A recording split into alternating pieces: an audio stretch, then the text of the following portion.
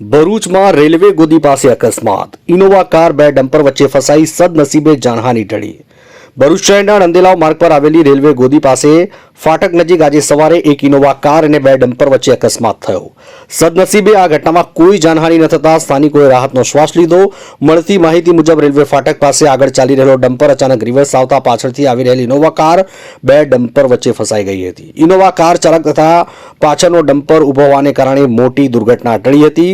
નંદેલાવ માર્ગ પરથી રોજબેરોજ રેલવે ગોદીમાંથી અનેક ડમ્પરોમાં ઓવરલોડેડ માલ સપ્લાય થાય છે। ભારે વાહન વ્યવહારમાંથી પસાર થનાર વાહન ચાલકોમાં હંમેશા ભયનો માહોલ રહે છે। ઘટનાને પગલે સ્થાનિકોમાં રોષ ફેલાયો છે। તેઓએ ઓવરલોડ ડમ્પરો સામે આરટીઓ તથા તંત્ર દ્વારા કડક કાર્યવાહી કરવાની માંગણી ઉઠાવી છે।